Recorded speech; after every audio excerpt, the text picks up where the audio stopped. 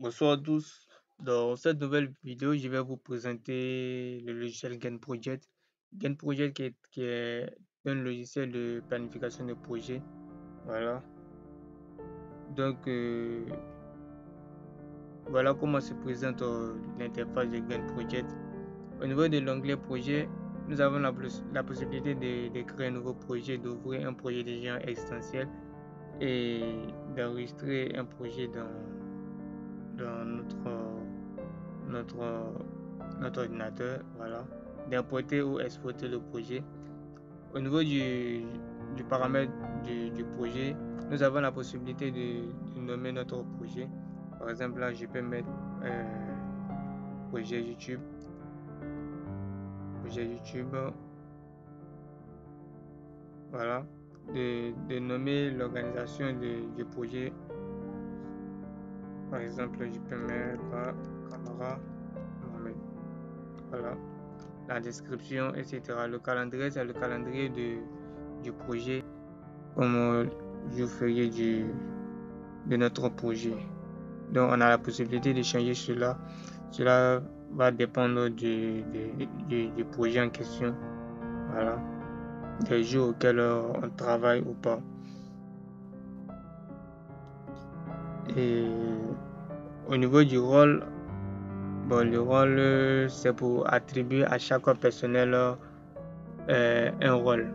Voilà, s'il s'agit d'un maçon, par exemple, dans la construction d'une maison, s'il s'agit d'un maçon, de l'architecte ou d'un designer, etc. D'accord. Donc, bon, par exemple, je vais mettre n'importe quoi, maçon, architecte,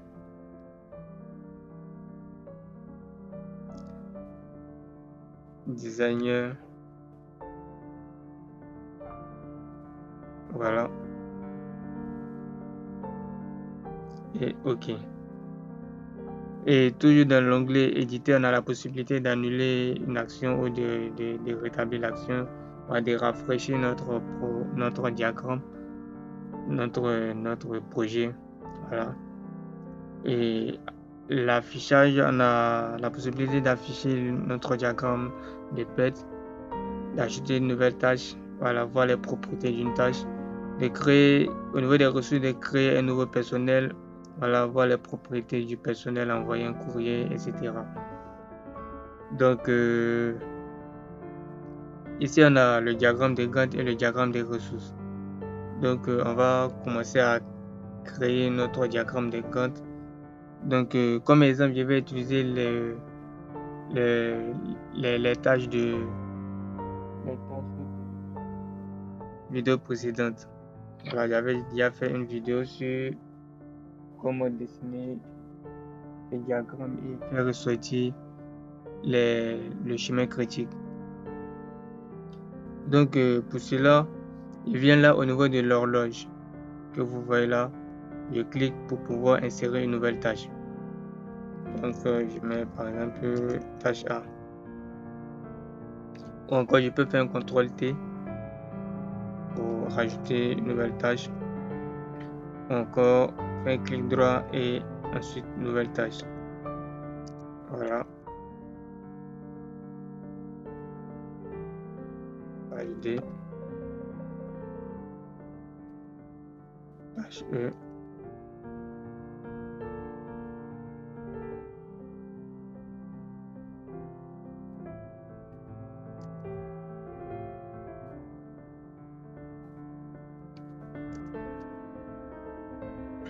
Voilà.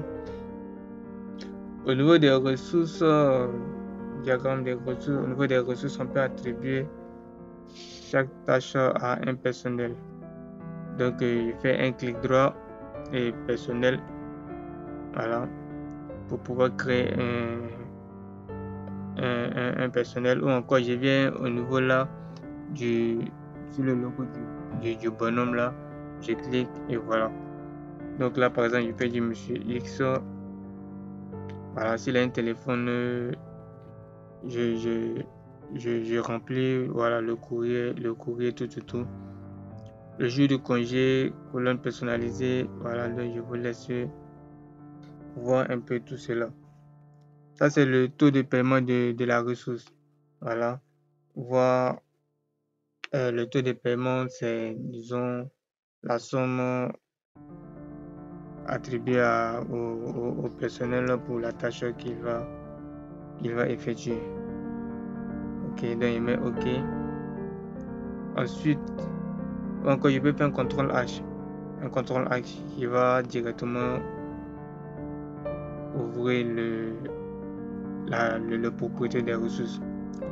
Donc là, il met Monsieur Y. Ensuite, Monsieur Z. Voilà. Donc, au niveau des diagrammes de Gantt, au niveau de la tâche A, il fait un double clic pour afficher la propriété. Encore un clic droit et propriété de la tâche. Voilà.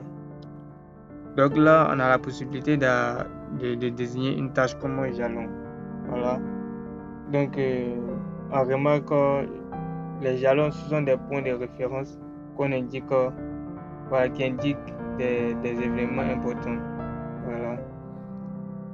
Donc, disons, la tâche A a une durée de 4 jours. 4 jours. Voilà. 4 jours. La tâche B a une durée de 3 jours. La tâche C a une durée de 6 jours et a pour prédécesseur la tâche A.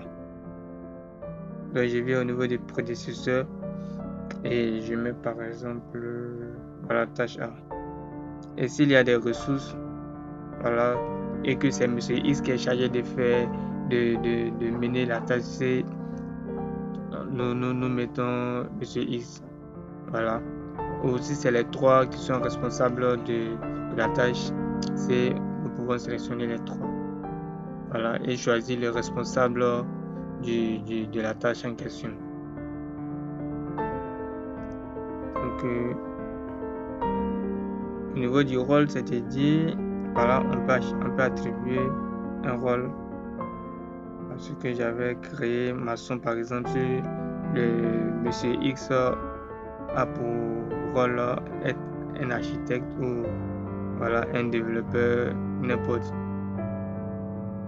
Donc voilà, éditeur de documents, voilà, je mets des trucs comme ça juste pour vous montrer comment ça marche. Ensuite, on a la tâche D. La tâche D qui a une durée de 2 jours et qui a pour prédécesseur la tâche B.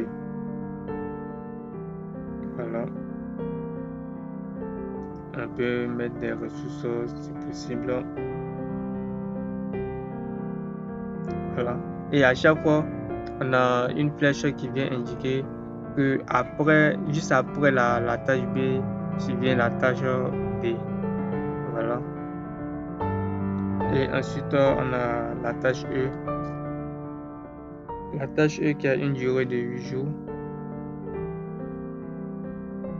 Une durée de 8 jours. Et ça n'a pas de prédécesseur. Voilà. Ok. La tâche F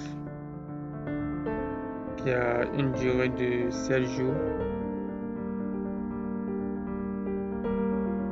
Qui a pour prédécesseur la tâche C,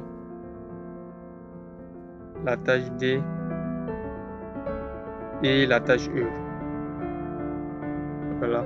Et on peut définir les relations qui lient les tâches. Si c'est une relation de fin-début, fin-fin, début-fin ou début-début. Voilà. Voilà. Donc, voilà les différentes relations qu'on a.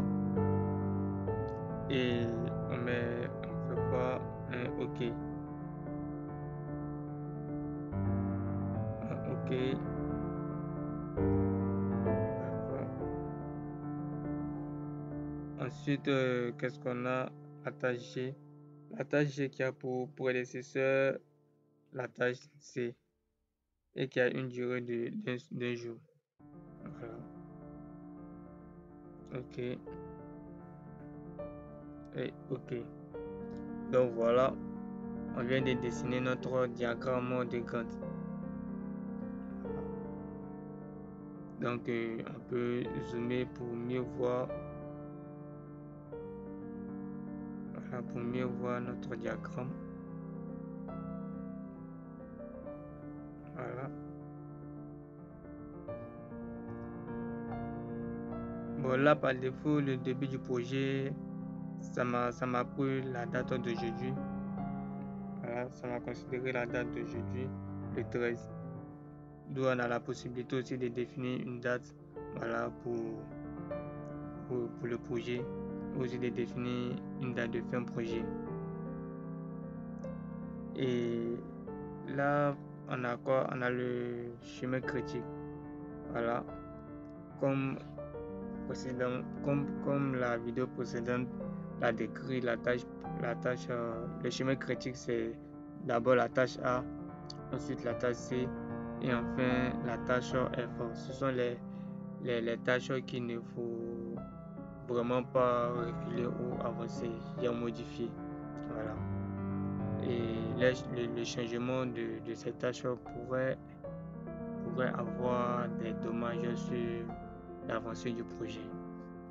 Voilà. Qu'est-ce qu'on peut montrer d'autre encore? Voilà. Afficher le diagramme de PET. Voilà, donc voilà un peu comment s'affiche le diagramme de PET. Voilà.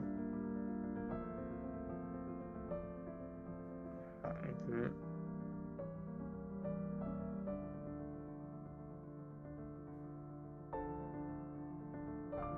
Voilà le diagramme de PET.